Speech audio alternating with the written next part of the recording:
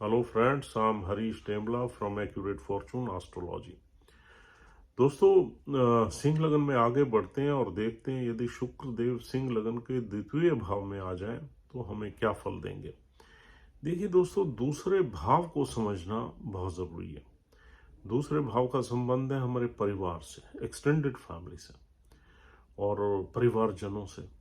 और दूसरे भाव से हम देखते हैं परिवार की वेल्थ या एसेट्स, किसी भी तरह के एसेट्स हो सकते हैं ये, चाहे वो यानी कि कुछ पैसे से रिलेटेड हो, प्रॉपर्टी से रिलेटेड हो, या कोई दूसरी तरह के एसेट्स यानी बुक्स हों, संस्कार हों, या कोई और गोल्ड की शेप में हो, या सिल्वर की शेप में हो, या किसी जेम स्टोन्स की शेप में हो।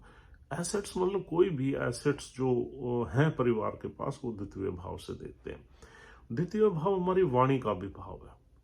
वाणी का मतलब ये है कि हमारी जो बोलचाल है नॉर्मली वो कैसी होगी, क्या वो कल्चर्ड है या अनकल्चर्ड है, क्या वो प्रेम संबंधों को बनाने वाली है या बिगाड़ने वाली है। तो इस तरीके से हम, और द्वितीय भाव की राशि से और हमें ये भी पता लगता है कि हमारे परिवार का स्वभाव कैसा होगा, उनकी सोशल स्टैंडिंग या उनकी वेल्थ वगैरह कैसी होगी। क्या वो ज़्यादा प्रो इंटेलिजेंस होंगे या एनालिटिकल स्किल से गवर्नड होंगे, या वो प्रो मटेरियलिस्टिक होंगे, या प्रो स्पिरिचुअल होंगे, या रिलीजियस होंगे। ये सारी चीज़ें भी हम द्वितीय भाव से देखते हैं। और हमारी लीगेसी जो चली आ रही है वो भी द्वितीय भाव से देखते हैं। हम अपने एसेट्स, अपनी सेविंग्स भी यहीं से देखते हैं। और द्वितीय भाव से हम ये भी देखते हैं परिवार का सपोर्ट हमें रहेगा या नहीं रहेगा। परिवार के जो वेल्थ है या एसेट्स है उसका सपोर्ट हमारी लाइफ में रहेगा या नहीं रहेगा, क्या हम उनसे वंचित तो नहीं रहेंगे। तो ये सारी चीजें, द्वितीय भाव is one of the most important भाव। और अब यहाँ पर शुक्रदेव आ गए। शुक्रदेव आए हैं तीसरे घर से और 10वें घर से। और शुक्रदेव यहाँ आके नीच की राशि में आ गए, क्योंकि 6 नंबर राशि है दूसरे भाव में। नीच की राशि में आ गए, जो कि बुध की मूल त्रिकोण राशि है। बुध की मूल त्रिकोण राशि में शुक्रदेव इसलिए नीच के हो जाते हैं क्योंकि बुध जो है वो एक एनालिटिकल स्किल्स शो करता है इस राशि से। जो 6 नंबर राशि है वो एनालिटिकल स्किल्स की राशि है, मतलब हर चीज की माइक्रो लेवल एनालिसिस की राशि है। और शुक्र तो प्रेम का प्लैनेट है, प्यार का प्लैनेट है, भोग का प्लैनेट है, उसको इमोशंस का प्लैनेट है, वाटरी प्लैनेट है। तो प्रेम में यानी कि रिलेशनशिप में अगर इंसान एनालिटिकल स्किल्स को घुसा देता है और ये देखने लग जाता है कि ये मेरे से प्रेम क्यों कर रहा है, इसका क्या स्वार्थ है, या मेरे से इसकी रिलेशनशिप के पीछे रीजन क्या है, because this is all mercury, तो वो प्रेम खत्म हो जाता है। तो इसलिए शुक्रदेव इस राशि में नीच के हो जाते हैं। अब शुक्रदेव नीच के होते हैं 27 डिग्री में, ये नहीं भूलना चाहिए। 27 डिग्री में शुक्रदेव नीच के होंगे। अगर 27 डिग्री के आसपास शुक्रदेव हैं तो उन्हें हम नीच का ही यहाँ मानेंगे। लेकिन वो बहुत ही अर्ली डिग्री में है तो उनका प्रभाव पहले घर में भी आ जाएगा। तो पहले घर में आ जाएगा तो अच्छा ही है। लगन में शुक्र तो अच्छे ही हमने बताए ही है आपको। तो इसलिए शुक्रदेव बहुत अर्ली डिग्री में नहीं होने चाहिए।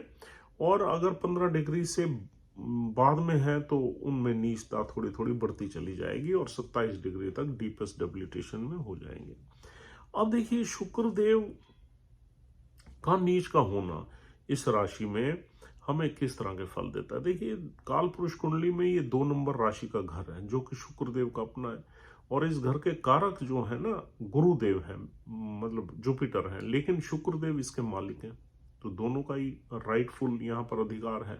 तो शुक्रदेव इस घर को एंजॉय करते हैं क्योंकि इस घर से उन्हें कोई परेशानी नहीं है। लेकिन ये राशि खराब आ गई जिस राशि में शुक्रदेव बैठे हुए हैं, इसलिए इस राशि में हम इनको बहुत अच्छा नहीं मानते।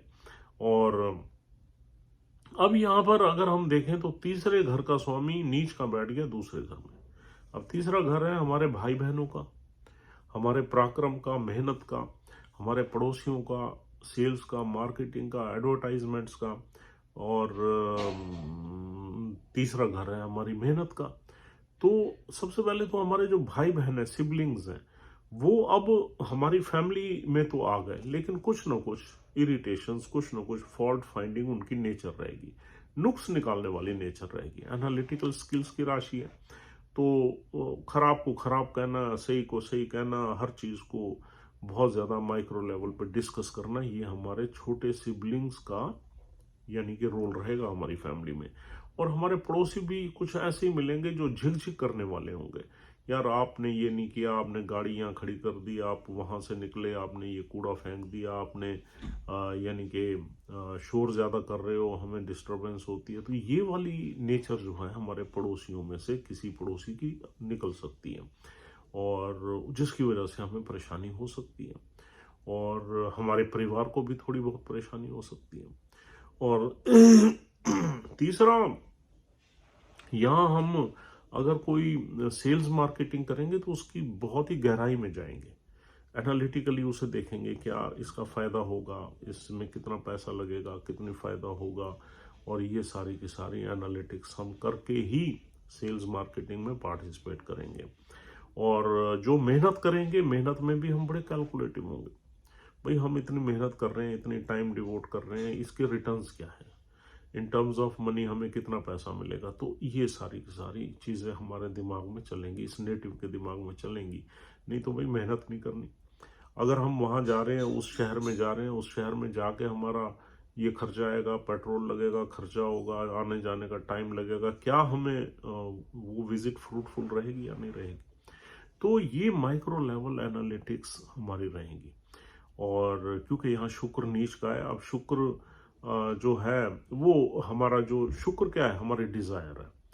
और अब हमारी डिज़ायर जो है वो एक ऐसी राशि में बैठ गई है जिस राशि में माइक्रो लेवल चीज़ों को एनालाइज करना, ऊपर नीचे उसे सोचना, कैलकुलेट करना, फिर उन चीज़ों को करना, ये वाला सीन रहेगा। और अब 10वें घर का भी मालिक है शुक्र। 10वां घर है हमारे पिता की वेल्थ का, हमारे सोशल स्टेटस का, और बड़े लोगों से जानकारी का। और 10वां घर है हमारे कैरियर का।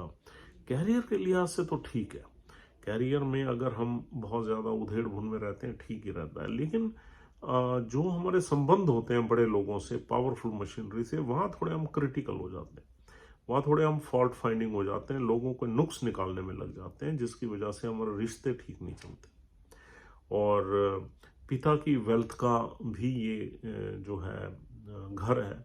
अब पिता की वेल्थ जो है हमारी, शुक्रदेव हमारी परिवार की वेल्थ में है, लेकिन उस वेल्थ में बड़ी कैलकुलेशंस बहुत है।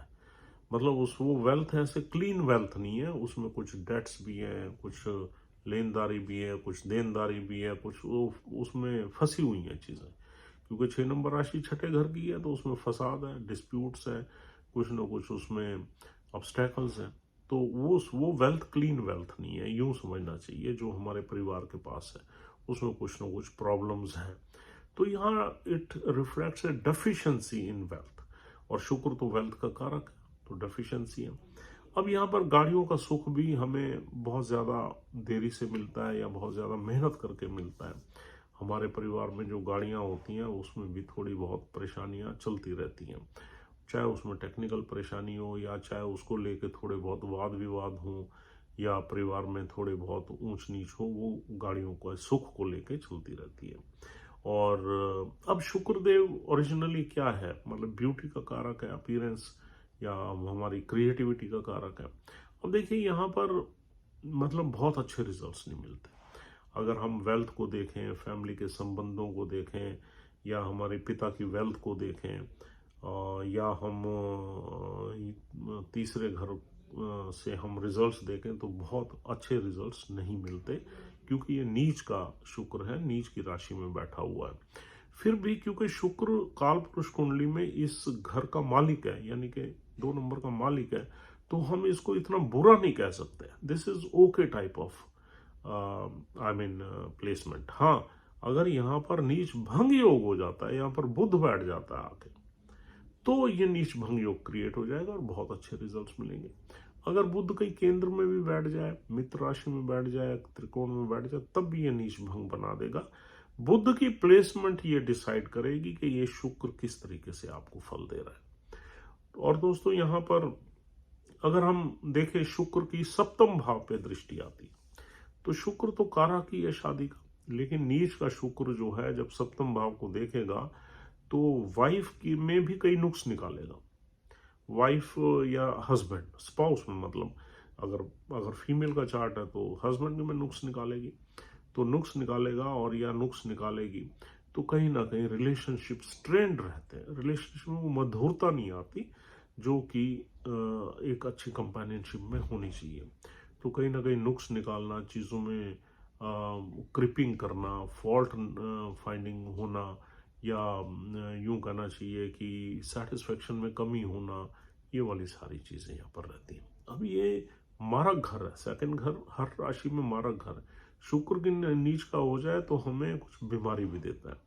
अब शुक्र से रिलेटेड बीमारियां होती हैं प्राइवेट पार्ट्स में, लेडीज की वजीना में या प्राइवेट पार्ट्स में, जेंट्स के भी कुछ बीमारी जो है ना, पाइल्स वाइल्स की या किसी जगह जो है प्रॉब्लम पैदा करती है।